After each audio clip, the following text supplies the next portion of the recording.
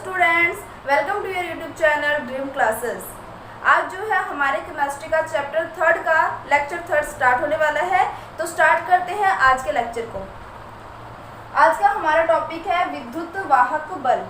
विद्युत वाहक बल जिसे अपने इंग्लिश में बोलेंगे इलेक्ट्रिक मोटिव फोर्स, या फिर इसको अपने शॉर्ट में क्या बोलते हैं, EMF भी बोलते हैं। ठीक है, तो विद्युत वाहक बल की बात करते हैं तो ये क्या चीज़ है समझना। सबसे पहले इसको विद्युत वाहक बल का मतलब होता है कि जो हम गैल्वेनिक डेनियल सेल हम पढ़ते हैं, उन सेलों के अंदर जो इलेक्ट्रोडों के बीच विभव का अंतर हम पाते हैं उसे हम क्या बोलते हैं, EMF बोलते हैं। समझना इस चीज़ को। जैसा आपने पीछे पढ़ा था कि जब हम डेनियल सेल पढ़ रहे थे तो डेनियल सेल हो, गैल्वेनिक सेल हो, कोई भी सेल हो, है तो एक ही बात, तो वोल्टेज सेल हो, तो उसमें क्या होता है कि आपने देखा था कि एक तरफ तो हमारे पास किसका था, एनोड था, और एक तरफ हमारे पास कैथोड था। एक तरफ तो हमने जिंक का इलेक्ट्रोड लिया था और एक तरफ हमने कॉपर का इलेक्ट्रोड लिया था, और दोनों के बीच क्या प्रवाहित करवाए जा रहे थे, हम विद्युत धारा का प्रवाह करवा रहे थे। अब आपको पता है कि विद्युत धारा का प्रवाह तभी होगा जब दोनों के बीच में विभव का अंतर होगा। बिना विभव के अंतर के विद्युत धारा का प्रवाह नहीं हो सकता। क्लियर बात। अब आपको पता है दोनों के बीच क्या है, विभवों का जो अंतर है ना, यानी दोनों इलेक्ट्रॉन जो आप ले रहे हो उनके बीच उत्पन्न विभवों के अंतर को ही हम विद्युत वाहक बल कहते हैं। और विभवों के अंतर को हम कैसे ज्ञात कर सकते हैं, दोनों को घटाकर, यानी आप कैथोड में से जो आपके पास कैथोड का इलेक्ट्रोड है उसमें से एनोड के इलेक्ट्रोड के मान को घटाओगे तभी क्या आएगा, आपके पास विद्युत वाहक बल का मान आएगा। इजी सी बात है। जब कभी भी दो चीज़ों के बीच आप कंपेयर कर रहे हो, दोनों के बीच जो अंतर आपको ज्ञात करना है, तो ऑब्वियस सी बात आप माइनस ही करते हो। तो फॉर्मूला आपका क्या बन जाएगा, फॉर्मूला बन जाएगा E नॉट सेल। ये जो E नॉट सेल है ये किसको बता रहा है, विद्युत वाहक बल को। और E नॉट सेल बराबर क्या होता है, E not cathode minus E not anode. E naught cathode यानी जो आपका कॉपर का इलेक्ट्रोड है डेनियल सेल के अंदर, एग्जाम्पल के रूप में बता रही हूँ, जो डेनियल सेल के अंदर आपके पास जो कॉपर का इलेक्ट्रोड है वो किसकी तरह काम करेगा, E नॉट कैथोड की तरह। और जो आपके पास जिंक का इलेक्ट्रोड है वो किसकी तरह कार्य करेगा, एनोड की तरह। और दोनों को माइनस करने पर जो अंतर आएगा वो किसको बताएगा, आपके विद्युत वाहक बल को बताएगा। ठीक है, अब एक डेफिनेशन यहाँ पे मैं इसको पूरे एक बार रिपीट कर देती हूँ और आपको ध्यान से सुनना इसको। गैल्वेनिक सेल के दोनों इलेक्ट्रोडों के मध्य उत्पन्न विभवांतर को, यानी दोनों इलेक्ट्रोडों के मध्य जो विभवों का अंतर आ रहा है उसी को हम क्या बोल रहे हैं, विभवांतर बोल रहे हैं। ठीक है, उत्पन्न विभवांतर को विद्युत वाहक बल कहते हैं। इसे विभव मापी की सहायता से भी मापा जा सकता है। अगर दोनों सेलों को जो हम पीछे किससे जोड़ रहे थे, गैल्वेनोमीटर से जोड़ रहे थे, अगर हम वहाँ पर विभव मापी भी जोड़ देते हैं तो उससे भी हमें क्या मिल जाएगा, अंतर मिल जाएगा। ठीक है, ये सब कुछ जब आप फिजिक्स की प्रैक्टिकल करोगे तो उसमें जो आप देखोगे विभव मापी, आप जब जोड़ के देखोगे ना तो आपको पता लग जाएगा कि कैसे होते हैं। छोटे छोटे वॉच के जैसे आप देखोगे यंत्र होते हैं ये। ठीक है, नेक्स्ट मैंने आपको कहा इसे विभव मापी की सहायता से मापा जा सकता है। मानक अवस्थाओं पर उत्पन्न विद्युत वाहक बल को मानक विद्युत वाहक बल कहते हैं। अब बात आती है मानक अवस्था क्या चीज है।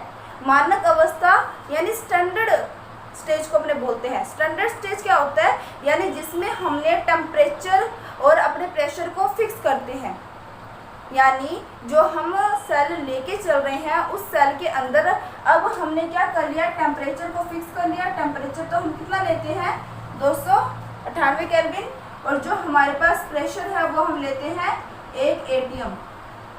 क्लियर बात है। जब हम ताप और दाब एक मतलब समान कर लेते हैं, उनका फिक्स मान कर लेते हैं, और उसके बाद जब हम सेल का मान ज्ञात करेंगे तो उसे हम क्या बोलेंगे, E नॉट सेल बोलेंगे। समझ आ गई बात। तो यहाँ तक मेरे हिसाब से समझ आ गया होगा कि विद्युत वाहक बल किसे कहते हैं। तो दोनों इलेक्ट्रोडों के मध्य उत्पन्न विभवांतर को ही विद्युत वाहक बल कहा जाता है। पीछे मैंने आपको देखो बताया था, एक होता है ऑक्सीकरण विभव और एक होता है आपका अपचयन विभव। ठीक है, तो मैंने आपको बताया था ऑक्सीकरण विभव क्या होता है, जब कोई भी इलेक्ट्रॉन त्यागता है तो उसे अपना ऑक्सीकरण विभव कहते हैं। और जब कोई भी इलेक्ट्रॉन जो है, कोई भी इलेक्ट्रॉन जब ऑक्सीजन ग्रहण करता है तो उसे हम क्या बोलते हैं, अपचयन विभव। ठीक है, तो एक चीज याद रखना, जो ऑक्सीकरण विभव होता है उसको हम ई ऑक्स भी लिख सकते हैं, ठीक है। ऑक्सीकरण विभव पूरा नाम ना लिख के अगर हम ई ऑक्स लिख देते हैं ना तो भी समझ जाना ये ऑक्सीकरण विभव को बता रहा है। क्यों बता रहा है? क्योंकि ये जो ऑक्स होता है किसको बता रहा है? ऑक्सीडेशन को बता रहा है, और ई तो आपके विभवांतर को लेके चल रहा है, ठीक है। और अगर हम बात करें किसके बारे में, रिडक्शन के बारे में, तो रिडक्शन में आप क्या लिख सकते हो? रिडक्शन में लिख सकते हो RED, जो किसको बता रहा है? रिडक्शन को। यानी आपका एक और फॉर्मूला क्या बन सकता है? एक और फॉर्मूला आपका बन जाएगा E नॉट सेल बराबर E नॉट रेड माइनस में E नॉट ऑक्स। क्लियर बात समझ आ गई होगी। अब बात आती है कि हम इसका क्वेश्चन करके देख लेते हैं, आपको क्वेश्चन से ज़्यादा क्लियर हो जाएगा। देखो क्वेश्चन क्या है, क्वेश्चन के अंदर ये बोल रहा है कि E nought Ag plus Ag जो है वो 0.80 वोल्ट का है, और E nought Fe plus two Fe plus 3 जो है वो 0.77 वोल्ट का है। तो EMF ज्ञात करो, यानी आपको किसका मान फाइंड आउट करना है? आपको EMF यानी ई नॉट सेल का मान ज्ञात करना है, ठीक है। अब इसने बोला है, ये बाद में हम डिस्कस करेंगे। अब आपको इसने बोला है कि EMF का मान कैसे ज्ञात करोगे?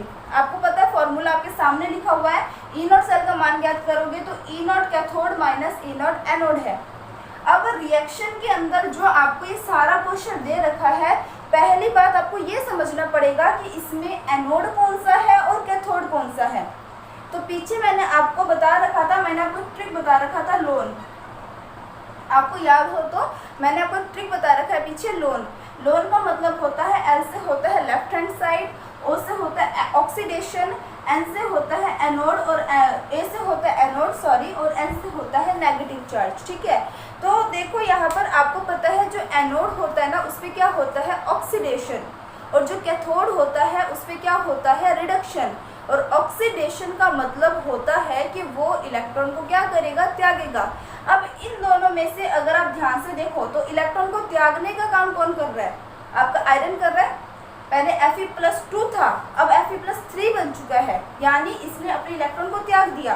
तो इस कंडीशन में ये किसकी भांति कार्य कर रहा है? ये एनोड की भांति कार्य कर रहा है। समझ आई बात?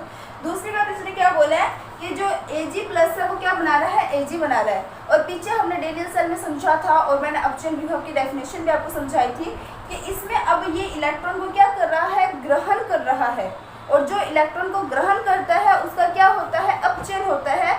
और अपचयन किस पे होता है? कैथोड पर होता है। जो मेरे इस वीडियो को पहली बार देख रहे हैं, जो फर्स्ट टाइम इस लेक्चर को अटेम्प्ट कर रहे हैं, तो आप पहले चैनल को जो है सब्सक्राइब करके आप प्लेलिस्ट में जाके इसके जो पहले वाले 2 लेक्चर्स है वो देख लेना। ये टॉपिक अच्छे से क्लियर हो जाएगा, कोई भी डाउट नहीं रहेगा। तो यहाँ पर ये जो है वो किसकी भांति कार्य कर रहा है? कैथोड की भांति कार्य कर रहा है। अब आपको कैथोड की वैल्यू पता लग गई, ई नॉट कैथोड की, और ई नॉट एनोड की वैल्यू भी पता लग गई। अब आपने यहाँ से ई नॉट सेल का मान निकाल लेना है। ई नॉट सेल का मान निकालोगे तो आपका ई नॉट सेल का क्या आंसर आएगा ये आप लोग मुझे कमेंट करके बताओगे। और साथ ही साथ जिसने मेरा लेक्चर सेकंड नहीं देखा इस चैप्टर का, वो लेक्चर सेकंड पहले देखे। देखने के बाद इस सेल का जो निरूपण है वो क्या होगा ये भी आप लोग मुझे बताओगे, क्योंकि कल मैंने इसको समझा दिया। तो एज ए ये क्या है? आपके एक होमवर्क की तरह है, तो आप इस पर वर्क करोगे, ठीक है। तो अब बात आती है, एक बहुत ही अच्छा टॉपिक मैं आपको बताने वाली हूँ, अच्छे से समझना। देखो अब बात ये आती है कि जैसे हम कोई रिएक्शन करवा रहे हैं, जैसे डेनियल सेल था, ठीक है। तो डेनियल सेल में हमने जिंक को क्या किया था? एनोड के रूप में लिया था, और कॉपर को किसके रूप में लिया था? कैथोड के रूप में लिया था। अब हमें कैसे पता चलेगा कि जिंक को हमें एनोड लेना है, कॉपर को हमें कैथोड लेना है? तो इनके भी क्या होते हैं? एक फिक्स मान होते हैं, और उन मानों से हमें पता लगता है कि किसको एनोड लेना है, किसको कैथोड लेना है, किसका ऑक्सीकरण होगा, किसका अपचयन होगा, ठीक है। क्योंकि जिंक कॉपर का तो चलो आपको पता लग गया, डेनियल सेल में मैंने आपको बता दिया, तो आपके माइंड में क्लियर है, पर कैसे है ये नहीं क्लियर। समझ आई मेरी बात? एक बार तो यूँ समझो कि आपने उसको रट लिया कि ये एनोड है, ये कैथोड है, पर क्यों है, कैसे पता लगाया जाता है, इसके बारे में हम डिस्कस करने वाले हैं। बहुत ही इंपॉर्टेंट टॉपिक है, तो इसको हम क्लियर करने के लिए एक जो नेक्स्ट टॉपिक है वो स्टार्ट करेंगे, वो है आपका मानक हाइड्रोजन इलेक्ट्रोड, ठीक है। नेक्स्ट हम किस पे डिस्कस करेंगे, मानक हाइड्रोजन इलेक्ट्रोड पर। और अभी जो मैंने आपको पीछे समझाया है इसका स्क्रीनशॉट ले ले और इस वाले क्वेश्चन का आंसर आप लोग कमेंट करेंगे। मुझे बहुत खुशी होगी अगर आप लोग कमेंट करेंगे और मुझे ये पता चलता रहेगा कि आप लोग कितने एक्टिव है अपनी पढ़ाई को लेकर। तो जल्दी से स्क्रीनशॉट ले ले, फिर हम बात करते हैं नेक्स्ट टॉपिक के बारे में।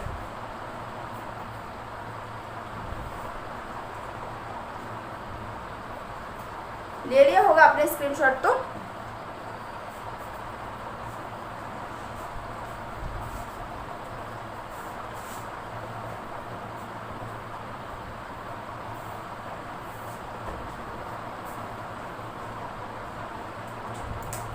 अब जो हमारा टॉपिक है वो है मानक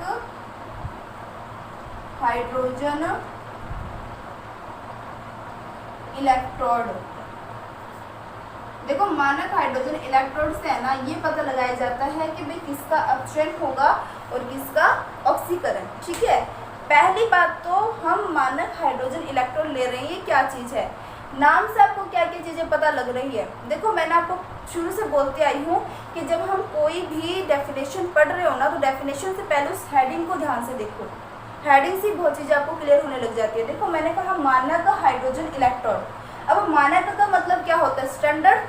ठीक है, और स्टैंडर्ड के अंदर हम क्या लेते हैं, ताप दाब क्या ले लेते हैं, हम मानक लेके चलते हैं, यानी उसको फिक्स कर लेते हैं। ठीक है, दूसरी बात इसने क्या बोला, हाइड्रोजन इलेक्ट्रोड। ठीक है, अब बात आती है कि हाइड्रोजन इलेक्ट्रोड के बारे में। तो मैंने आपको बता रखा है कि जब हम किसी भी चीज़ का इलेक्ट्रोड तैयार करेंगे तो हम उसी के धातु की छड़ को उसी के बने विलयन में डुबोएंगे, तभी हमें उसका इलेक्ट्रोड मिलेगा। दो बातें क्लियर होगी। आपको हाइड्रोजन इलेक्ट्रोड लेना है तो मतलब हाइड्रोजन की छड़ को उसी के बने विलयन में डुबोना है।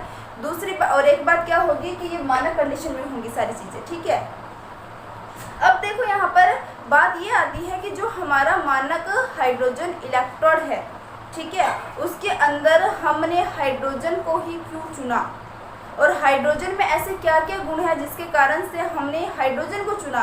और दूसरी बात ये आती है कि बच्चों के मन में आएगा कि मैम हाइड्रोजन तो धातु है ही नहीं। हम इलेक्ट्रोड की डेफिनेशन ये पढ़ते हैं जब किसी भी धातु की बनी छड़ को उसी के बने विलयन में डुबोते हैं तो उससे उसका इलेक्ट्रोड तैयार हो जाता है। तो बच्चों के मन में क्वेश्चन आना वाजिब है। बच्चे क्वेश्चन पूछते भी हैं कि मैम हाइड्रोजन जो है वो तो धातु है ही नहीं, हाइड्रोजन को हम या तो नॉर्मल परमाणु देखते हैं या फिर हाइड्रोजन का हमें गैस मिलता है, तो हाइड्रोजन की इलेक्ट्रोड हम कैसे तैयार करेंगे, तो इसको अच्छे से समझना। ठीक है, तो ध्यान दो यहाँ पर मानक हाइड्रोजन इलेक्ट्रोड पर।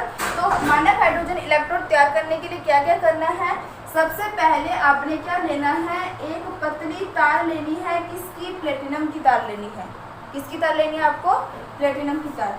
और ये जो प्लेटिनम की तार है इसके स्टार्टिंग पॉइंट में आप एक प्लेटिनम से जो प्लेटिनम की जो आप यू बोल सकते हो लेपिसिरा जो है वो आप ले सकते हो। ये आपने क्या ले लिया, प्लेटिनम का एक छोटा सा टुकड़ा ले लिया। ठीक है, अब इसको आपने क्या करना है, इस तरीके से बीकर से कवर कर देना है और बीकर के साइड में थोड़ा सा यूँ स्पेस होना चाहिए। क्यों होना चाहिए ये भी बताऊंगी, पहले मैं आपको स्ट्रक्चर बता देती हूँ क्या क्या चीज़ें हैं। ठीक है, एक तो आपने ले ली प्लेटिनम की तार, एक आपने ले लिया बीकर, और प्लेटिनम की जो तार है उसके अगले सिरे पर आपने क्या ले लिया, प्लेटिनम का छोटा सा टुकड़ा उसके साथ जोड़ रखा है। ठीक है, इसको आपने इस तरीके से डुबोना है, किसमें, H2SO4 के विलयन में। किसमें डुबो के रखना आपको, H2SO4 का विलयन। ये आपके पास क्या है, प्लेटिनम की तार। ये क्या ले लिया आपने, बीकर। ठीक है, और ये जो छिद्र है इसमें से हम क्या करते हैं, H2 गैस प्रवाहित करते हैं। अब सुनना इस चीज़ को कि मैंने मानक हाइड्रोजन के लिए इतना सारा प्रोसेस क्यों किया, क्योंकि आपको पता है हाइड्रोजन जो है वो अब उसकी धातु की छड़ नहीं बनती, तो सबसे पहले हमें हाइड्रोजन की धातु की छड़ बनानी पड़ेगी। और वो छड़ हम कैसे बनाते हैं, सबसे पहले हम लेते हैं प्लेटिनम का तार, और प्लेटिनम के तार जो है उसके ऊपर ऐसे बिक्कर से इसको क्या कर लेते हैं, हम कवर कर लेते हैं। ठीक है, ये सॉरी यहाँ पे बाहर नहीं निकलेगा, इसको क्या करते हैं, बिक्कर से हम क्या कर लेते हैं, कवर कर लेते हैं, और जहाँ पर छोटा सा छिद्र है वहाँ से हम हाइड्रोजन गैस प्रवाहित करते हैं। अब ये जो हाइड्रोजन गैस हम प्रवाहित कर रहे हैं वो हाइड्रोजन गैस क्या करेगी, प्लेटिनम की चारों ओर एक लेयर बना लेगी, किसकी, हाइड्रोजन गैस की। ठीक है, तो तो अब ये जो प्लेटिनम है इसके चारों ओर किस चीज़ की लेयर बन गई, हाइड्रोजन गैस की लेयर बन गई। अब ये जो हाइड्रोजन गैस की लेयर है वो अब ये प्लेटिनम तार जो है ना वो एक टाइप से आपके हाइड्रोजन छड़ की भांति व्यवहार करने लगेगा। आप बोलोगे कि मैम हमने प्लेटिनम का तार ही क्यों लिया, क्योंकि प्लेटिनम जो है ना वो हाइड्रोजन के साथ रिएक्शन नहीं करेगी। अगर हाइड्रोजन के साथ रिएक्शन कर लेगी तो यहाँ पे तो कुछ और ही बन जाएगा, समझ आई बात। तो इसलिए यहाँ पे हम हाइड्रोजन गैस प्रोवाइड करते हैं जो प्लेटिनम के चारों ओर एक लेयर बना लेती है। ये हाइड्रोजन के धातु की भांति व्यवहार करती है और उसके बाद जब किसी भी धातु को उसी के बने विलयन में डुबोया जाता है तो उसका इलेक्ट्रोड तैयार हो गया, समझ आ गई बात। और यहाँ पे हम HCl का भी विलयन ले सकते हैं, H2SO4 का भी ले सकते हैं, वो आपकी चॉइस है, क्योंकि हमें सिर्फ हाइड्रोजन का विलयन लेना है उसके इलेक्ट्रोड बनाने के लिए। अब मानक अवस्थाएं हैं तो हमने ताप कितना लेके चलना है, 298 केल्विन। दाब कितना लेके चलना है, प्रेशर 180 हम दाब लेके चलेंगे। और जो आप इसके अंदर H2SO4 का विलयन ले रहे हो, मतलब जो सॉल्यूशन ले रहे हो, वो आपको कितना लेके चलना है, तो वो आपको 1 मोल इसका सॉल्यूशन लेके चलना है। तो ये सारी कंडीशन होंगी तभी ये मानक होगा। अब बात आती है कि हमने हाइड्रोजन के इलेक्ट्रोड को क्यों चुना, ऐसा क्या है, तो सारा मैं आपको बाद में बताऊंगी। सबसे पहले मैं इसके यहाँ पे डेफिनेशन लिख देती हूँ। तो देखते हैं इसकी डेफिनेशन को, ठीक है। तो डेफिनेशन के अंदर ये क्या बोल रहा है कि इसमें कांच की नली होती है। ये जो आपको दिखाई दे रहा है ये आपकी क्या है, ये कांच की नली है। ये क्या है आपकी कांच की नली, जिसे अपने फ्लास्क भी बोलते हैं, ठीक है। तो ये इसको अपने बीकर बोलते हैं, ठीक है। इस बड़े पात्र को अपने क्या बोलेंगे, बीकर, ठीक है। अब देखते हैं इसके अंदर क्या बोल रहा है कि इसमें कांच की नली होती है। ये रही कांच की नली। कांच की नली में प्लेटिनम की तार लगी होती है। ये तार किसकी है, प्लेटिनम की। नेक्स्ट ये बोल रहा है कि इस नली के निचला सिरा प्लेटिनम ब्लेंड से लेपित होता है। ये जो निचला सिरा है किससे लेपित है, प्लेटिनम ब्लेंड से। नेक्स्ट है इस नली का निचला सिरा क्या होता है, खुला होता है, बंद तो नहीं है ना इसका मुंह, तो ये खुला हुआ है। इस नली के पार्श्व में हाइड्रोजन गैस प्रवाहित की जाती है। पार्श्व में इसके साइड में से क्या किया जा रहा है, हाइड्रोजन गैस को प्रवाहित करवाया जा रहा है, इस हाइड्रोजन गैस को एंटर करवाया जा रहा है, ठीक है। उसके बाद ये बोल रहा है कांच की नली को H2SO4 से भरे पात्र में रखते हैं। अब इस जो कांच की नली हमने तैयार कर ली, इसको किस में रख रहे हैं, H2SO4 के बने हुए विलयन में हम रख रहे हैं। इस संपूर्ण व्यवस्था को मानक हाइड्रोजन इलेक्ट्रोड कहते हैं। ये जो पूरी व्यवस्था है इसे हम क्या बोलते हैं, मानक हाइड्रोजन इलेक्ट्रोड या फिर स्टैंडर्ड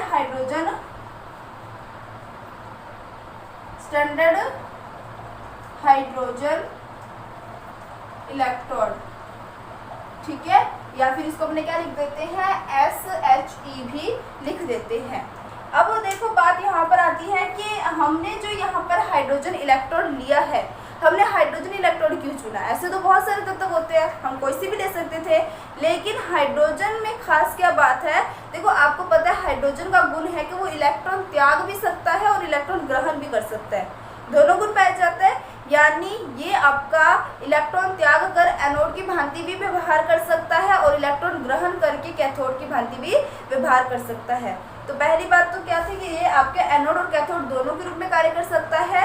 डिपेंड करता है कि ये किसके साथ जुड़ा हुआ है, मतलब जब हम सेल के रूप में इसको यूज करेंगे ना, जब ये अर्ध सेल के रूप में कार्य करेगा तो ये सामने वाला किसके साथ जुड़ा हुआ है, ठीक है। दूसरी बात ये है कि जो हम मानक हाइड्रोजन इलेक्ट्रोड लेते हैं उसके विभव का मान, यानी जो अपने बोल सकते हैं जो हमारे पास हाइड्रोजन इलेक्ट्रोड है इसके विभव का मान कितना होता है, 0 वोल्ट होता है। कितना होता है, 0 वोल्ट।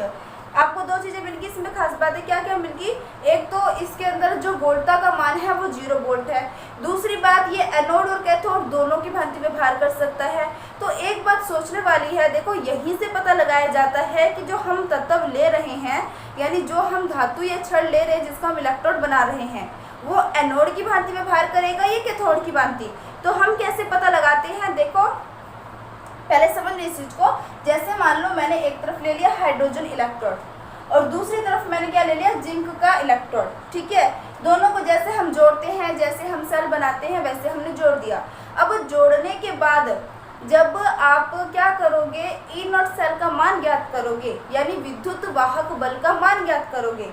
तो मैंने आपको पीछे अभी बताया है कि विद्युत वाहक बल किसे कहते हैं, दोनों आपके जो इलेक्ट्रोड होते हैं उनके विभवों के अंतर को, यानी दोनों इलेक्ट्रोडों के विभवांतर को ही हम इलेक्ट्रोड विभव आपके कहते हैं विद्युत वाहक बल कहते हैं, विद्युत वाहक बल कहते हैं। ठीक है, तो अब जो है मान लो मैंने एक तरफ तो हाइड्रोजन का इलेक्ट्रोड ले लिया और दूसरी तरफ जिंक का इलेक्ट्रोड ले लिया। अब जैसे मैं इनके बीच विभवांतर ज्ञात करूंगी, अब आपके पास जो आप बीच में वोल्टमीटर लगाओगे या जो भी आप लगाते हो उपकरण, उसमें विभवांतर का मान आएगा। अब जो विभवांतर का मान आएगा, समझ लें इस चीज को, जो विभवांतर का मान आएगा वो किसके कारण आएगा, वो केवल और केवल जिंक के कारण आएगा। क्यों आएगा, क्योंकि विभवांतर जो है वो आप कैसे ज्ञात कर रहे हो, दोनों को माइनस करके। अब माइनस कर रहे हो, आपको पता है जो हाइड्रोजन इलेक्ट्रोड है इसके विभव का मान तो क्या है, 0। तो जब इसका मान 0 है तो जो विभवांतर आएगा वो किसके कारण आएगा, केवल और केवल जिंक के कारण। समझ आ रही है बात, 0 में से कोई भी संख्या घटाओ, संख्या तो वही आएगी ना। तो बात सीधी सी ये है कि जो हाइड्रोजन इलेक्ट्रोड है इससे हम किसी के भी विभवांतर या किसी के अंदर कितना विभव होता है, उसका एक्चुअल मान कितना है वो ज्ञात कर सकते हैं। देखो कंफ्यूज बिल्कुल मत होना, मेरे कहने का मतलब क्या है कि जब हम विद्युत वाहक बल का मान ज्ञात करते हैं, हमारा फॉर्मूला होता है E0 सेल बराबर E0 cathode minus E0 anode. अब जब हम E0 सेल का मान ज्ञात करते हैं ना, तो इससे हमारे पास पर्टिकुलर कैथोड और एनोड का मान नहीं होता, हमारे पास दोनों का अंतर होता है। यानी जब हम E0 सेल का मान ज्ञात करेंगे ना, तो उससे किसी भी सेल के अंदर कितना अंतर आ रहा है वो तो हमें पता लग जाएगा, लेकिन पर्टिकुलर कैथोड का मान कितना है, पर्टिकुलर एनोड का मान कितना है वो हम नहीं बता सकते। जैसे मान लो कि मैंने आपको बोल दिया कि मेरे पास जो E0 सेल का मान है ना वो कितना है, 6 वोल्ट है। क्या बोल दिया मैंने, 6 वोल्ट है। अब आपको पता है कि इसका फॉर्मूला क्या होता है, इसका फॉर्मूला होता है E0 cathode minus E0 anode, यही होता है। अब आप बोलोगे कि मैम इसका मान 6 वोल्ट है, तो हो सकता है ये आपका 6 का हो, ये आपका क्या हो 12 हो और ये आपका 6 हो। समझ आ रही बात, या फिर हो सकता है भाई इसका मान 13 हो, इसका मान 7 हो, या फिर ऐसा भी हो सकता है कि भाई इसका मान 11 हो और उसका मान 5 हो। अब इनके बीच अंतर तो कितने का लेके चल रहे हो आप, अंतर तो इनके बीच आपको 6 का ही मिलेगा। आप पर्टिकुलर मुझे नहीं बता पा रहे कि आपके पास जो कैथोड है उसका फिक्स मान कितना है, जो आपके पास एनोड है उसका फिक्स मान कितना है। आप केवल और केवल E0 सेल से मुझे दोनों के बीच का अंतर बता पा रहे हो। समझ आ रही है बात, तो ये जो अंतर है वो तो बताना आसान है, लेकिन पर्टिकुलर किसी की वैल्यू हम इससे ज्ञात नहीं कर पा रहे। अब पर्टिकुलर वैल्यू ज्ञात करने के लिए हमने क्या किया, हमने मानक हाइड्रोजन इलेक्ट्रोड तैयार किया। और मानक हाइड्रोजन इलेक्ट्रोड इसलिए लिया क्योंकि ये आपके एनोड कैथोड दोनों की भांति व्यवहार करता है, डिपेंड करता है वो किसके साथ जुड़ा हुआ है। अगर वो इलेक्ट्रॉन देने वाले के साथ जुड़ा हुआ है तो वहाँ पे हाइड्रोजन इलेक्ट्रॉन लेके कैथोड की भांति व्यवहार करेगा, और अगर वो इलेक्ट्रॉन लेने वाले के साथ जुड़ा हुआ है तो हाइड्रोजन अपने इलेक्ट्रॉन दे के, मतलब आप समझ रहे हो मेरी बात को, कंफ्यूज नहीं होना। सीधी सी बात ये है कि अब हम क्या करेंगे, पर्टिकुलर कैथोड और पर्टिकुलर एनोड का मान ज्ञात करेंगे। किसकी हेल्प से, तो इसकी हेल्प से। आप जल्दी से इसका स्क्रीनशॉट ले लें, फिर मैं आपको समझाती हूँ कि मैं क्या बोलने की कोशिश कर रही हूँ। ठीक है,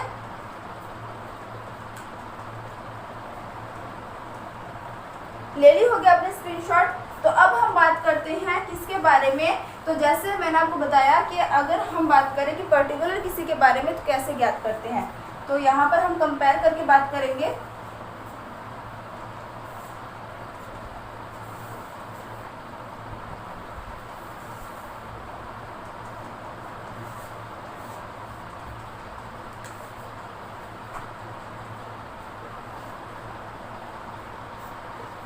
ठीक है, तो अब देखो इसमें हमने क्या किया, एक तो हमने ले लिया इस तरफ जिंक का इलेक्ट्रॉन,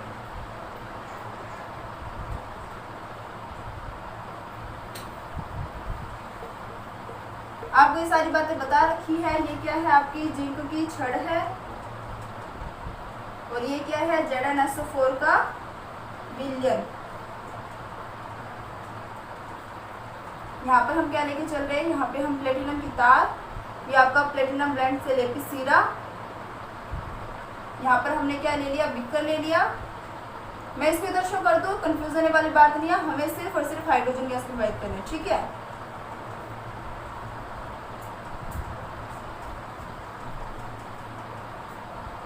इसमें हमने क्या ले लिया, H2SO4 का सॉल्यूशन।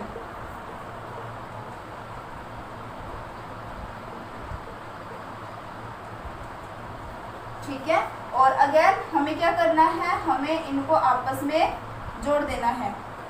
आप किससे जोड़ सकते हो, गैल्वेनोमीटर, वोल्टमीटर, जिससे भी आप जोड़ना चाहो जोड़ दो, कोई दिक्कत नहीं है।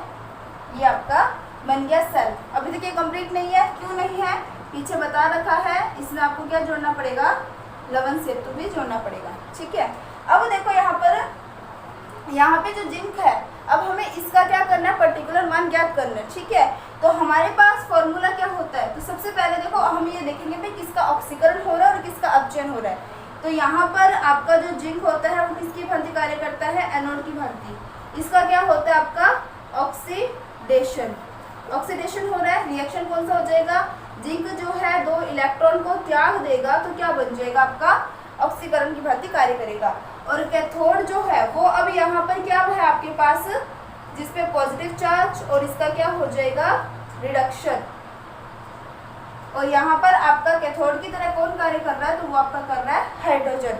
अब आपको पता है हाइड्रोजन क्या करेगा, इलेक्ट्रॉनों को ग्रहण करेगा, तो यहाँ बन जाएगा आपका 2H+, प्लस में 2 इलेक्ट्रॉन, और क्या बन जाएगा, H2। समझ आ गई बात। यहाँ पर इसका क्या हो रहा है, अपचयन। ठीक है, अब बात आती है कि हम फॉर्मूले से इसको ज्ञात करते हैं। फॉर्मूले से कैसे ज्ञात करेंगे, हमारा फॉर्मूला है E0 सेल बराबर E0 cathode minus E0 anode.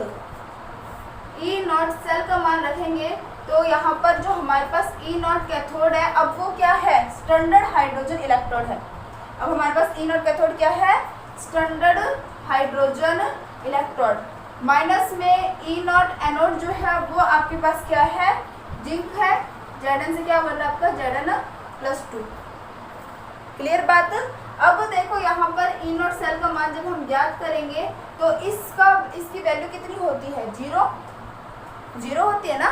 मैंने अभी आपको बताया कि जो हाइड्रोजन इलेक्ट्रोड होता है उस पर जो वोल्टा का मान होता है वो कितना होता है, 0। तो यहाँ पर आपका माइनस हो जाएगा, यहाँ पर क्या आ जाएगा,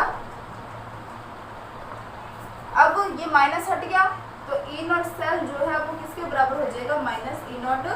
मैं यहाँ पे सीधे एनोड लिख के जाती हूँ, कंफ्यूज मत हो, सीधे एनोड लिख देते हैं, एनोड। अब आप देख रहे हो कि जो हमारा E0 सेल का मान है वो किस पे डिपेंड कर रहा है, वो डिपेंड कर रहा है सिर्फ और सिर्फ आपके जिंक पर। E0 सेल का मान किस पे डिपेंड कर रहा है, सिर्फ और सिर्फ जिंक पर, यानी एनोड पर डिपेंड कर रहा है। समझ आ गया होगा आपको। तो इस तरीके से हम किसका निकाल सकते हैं, अब तो हमने जिंक की वैल्यू निकाली प्रॉपर, अब हम किसकी वैल्यू निकाल सकते हैं, अब हम कॉपर की वैल्यू भी निकाल सकते हैं। तो अब जल्दी से इसका स्क्रीनशॉट ले लें, फिर हम कॉपर की वैल्यू ज्ञात करते हैं।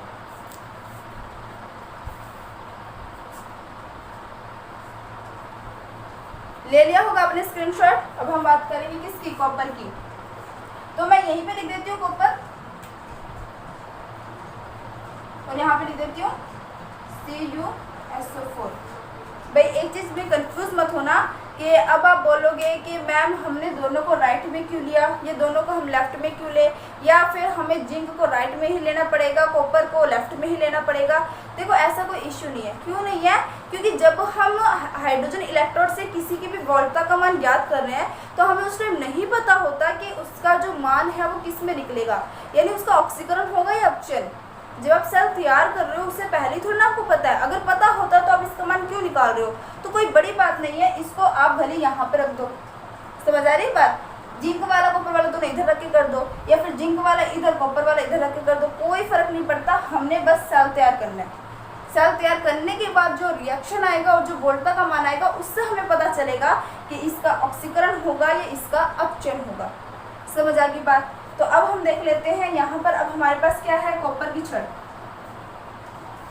अब कॉपर की छड़ है तो आपको पता है कॉपर का क्या होता है, अपचयन होता है। ठीक है, कॉपर का क्या होता है, अपचयन होता है। तो मैं यहाँ पर लिख देती हूँ, सबसे पहले एनोड पर क्या हो रहा है, यहाँ पर हमारे पास ऑक्सीडेशन होगा। ऑक्सीडेशन जो होगा हमारे पास वो किसके कारण होगा, तो वो होगा हमारे पास हाइड्रोजन इलेक्ट्रोड के कारण। ऑक्सीकरण हो रहा है तो हाइड्रोजन क्या करेगा, अपने इलेक्ट्रॉन त्याग देगा, यानी अब जो हमारी रिएक्शन है वो इस तरीके से हो जाएगी। H2 जो है अपनी इलेक्ट्रॉन त्याग देगा तो क्या बन जाएगा 2H+ और इलेक्ट्रॉन बाहर निकल जाएंगे। फिर उसके बाद हमें क्या करना है, कैथोड लेना है और कैथोड पर हमारे पास क्या है, कॉपर है। कॉपर का क्या हो जाएगा आपका रिडक्शन, तो यहाँ पर आपका क्या आ जाएगा Cu जो है +2 प्लस में 2 इलेक्ट्रॉन ग्रहण करेगा और यहाँ पे बन जाएगा Cu। रिएक्शन इसमें अब ये होगी। दूसरी बात, अब यहाँ पर जो हमारा मान होगा वो भी चेंज हो जाएगा, क्योंकि हमारा जो अब कैथोड है वो तो कॉपर है, लेकिन एनोड क्या है, स्टैंडर्ड हाइड्रोजन इलेक्ट्रॉन। यानी अब ये हो जाएगा E0 सेल बराबर E0 cathode minus E0 SHE। Standard hydrogen electron के रूप में कौन काम कर रहा है, वो आपका एनोड काम कर रहा है, ठीक है। फिर उसके बाद क्या हो जाएगा E0 सेल बराबर E0 कैथोड माइनस में इसका मान कितना आ जाएगा 0 और E0 सेल बराबर E0 कैथोड। क्लियर बात, ये आ गया आपके पास मान। यानी मैं ये कहना चाहती हूँ कि जो हम एनोड या कैथोड का अलग अलग मान निकालना चाहेंगे वो केवल और केवल स्टैंडर्ड हाइड्रोजन इलेक्ट्रॉन की हेल्प से ही निकाल पाएंगे। समझ आ गई होगी बात, तो आप जल्दी से इसका भी स्क्रीनशॉट ले लें।